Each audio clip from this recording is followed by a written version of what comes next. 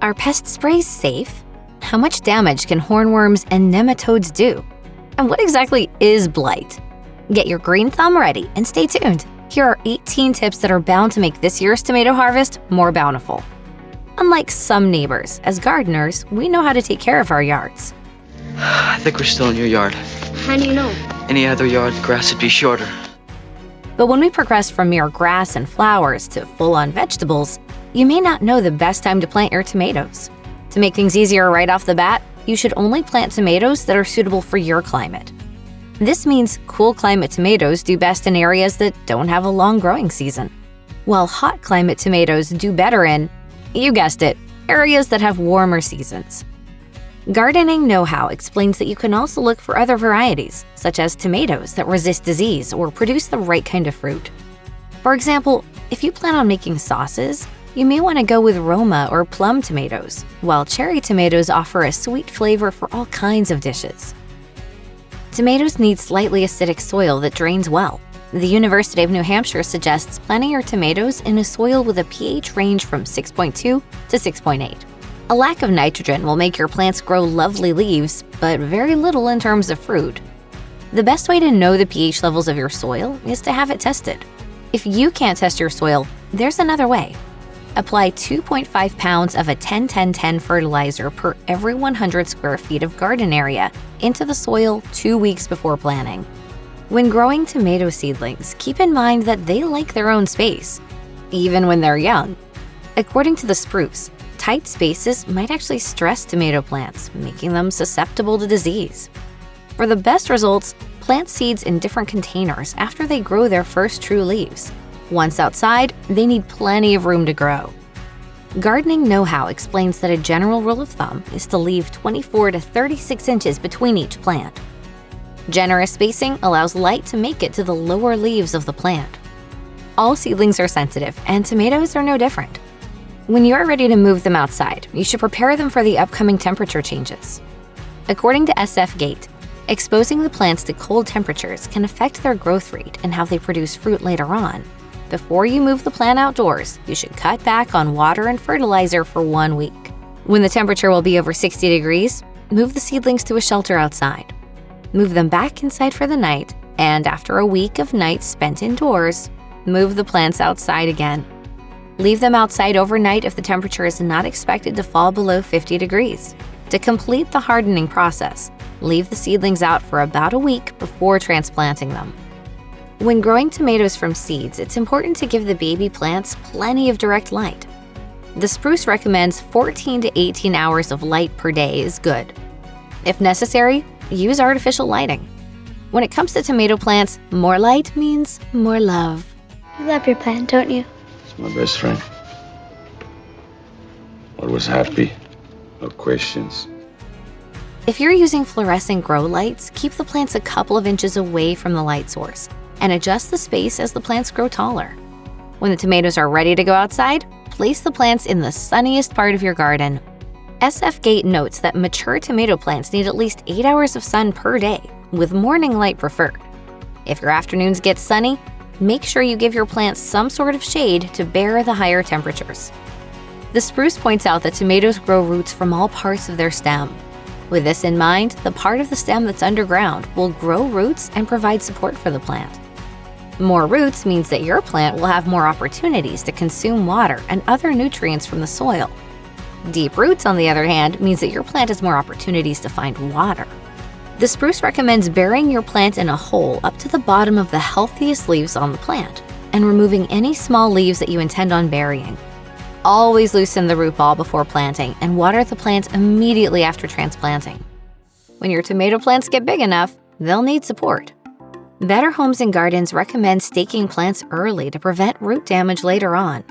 You can do this with either stakes, cages, or, if they're hangable, hang them. The University of Georgia explains that some cages are not strong enough to support large tomato varieties, and stakes may be more useful. Tomato cages should be 5 to 6 feet tall, while stakes should be at least 8 feet tall. Make sure the support is deep in the ground to bear the weight of a full-grown plant without tipping over. Staking encourages growth, but it also protects plants from many ground-level diseases and pests. Tomatoes are heavy feeders, meaning they need lots of nutrients to grow. The kind of fertilizer you'll need depends on the variety of plants you are growing and the pH level of your soil. Gardening know-how suggests testing your soil. Soil with high nitrogen needs a fertilizer that is low in nitrogen and high in phosphorus. If your soil needs nitrogen, then a balanced fertilizer like 888 or 10-10-10 should work well. If you see too much foliage and no fruit, you may need to cut back on nitrogen. Fertilize plants when you begin to see the first fruit. Spread fertilizer about 6 inches from the base of your plants to avoid damaging the stem with fertilizer. With a little help from some plant friends, you might be able to help your tomato plants produce fruit. Companion planting is a tried and true technique that can work to your advantages.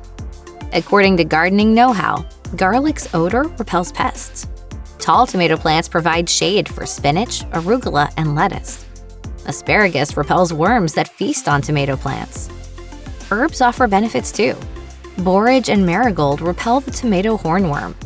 Parsley and mint deter other pests, and if you grow basil near your tomatoes, it will increase their flavor. It may seem contrary to prune your plants when you see them flourishing, but the spruce maintains that if you don't, you may have trouble later on. Pruning forces your plant to utilize its energy to make fruit instead of leaves. Pruning also allows for better airflow, which can prevent fungus problems on lower leaves. The only time pruning isn't beneficial is with determinate tomato plants because they grow all their fruit at once.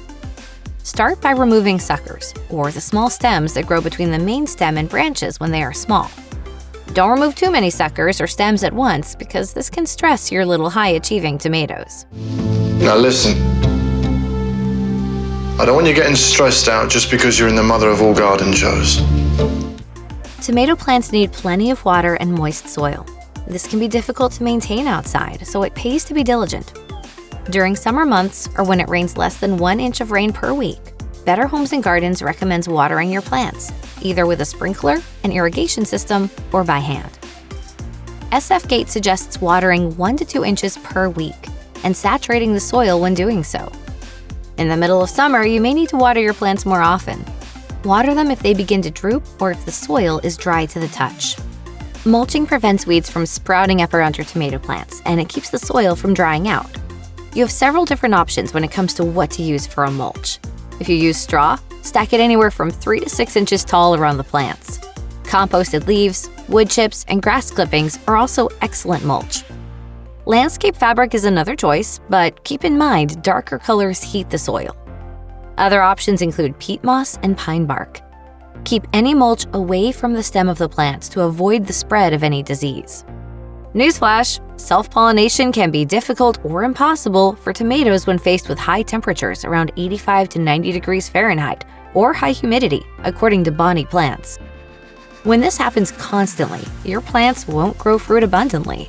So it makes sense why you'd need to give those red, juicy tomato producers a hand, right? Luckily, the solution is fairly easy.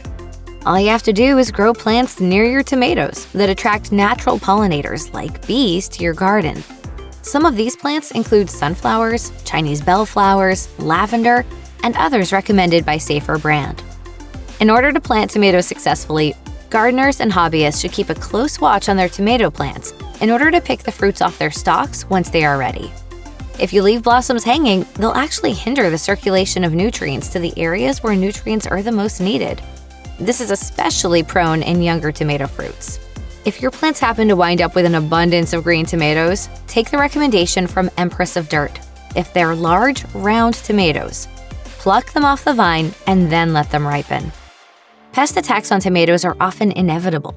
Unfortunately, no defense mechanism put in place can effectively hold down the over 20 different kinds of pesky pests that love chowing down on plants. In fact, AARP warns against the indiscriminate use of pest sprays. They mention that sprays should never be used when your plants have set fruits. At this stage, pests should be located, hand-picked, and killed off-garden. One of the most devastating things that can happen to your tomato crop is root knot nematodes. According to Clemson Cooperative Extension, these microscopic organisms attack the roots of your tomato plant, and the only way you'll know if you have them is to examine plant roots. If your plants become discolored, stunted, or wilt easily in the heat, and nothing you've tried is working, take a look at the roots. Nematodes look like small balls or knots on the roots. Rotating your garden every 3 years will prevent nematodes from making a home in a particular area.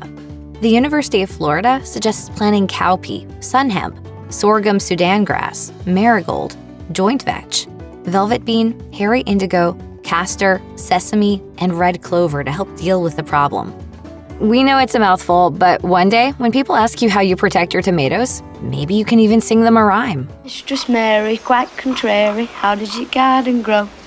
With silver bells and cockle shells and pretty maids all in a row. Speaking of problems, the tomato hornworm is one of the worst. These bright worms are often yellow or green and they blend with the plant, so you'll need to examine them carefully. Missing foliage is a sign they've arrived. The Missouri Botanical Garden suggests checking plants early in the morning and simply destroying them. Chemicals such as Sevin may work, but they might also reduce the amount of beneficial insects your garden needs. Tilling garden soil in the winter helps control larvae. If you see a worm with small white specks on its back, let it be. The specks are actually larvae from a wasp that will hatch and eventually help you control the worm population.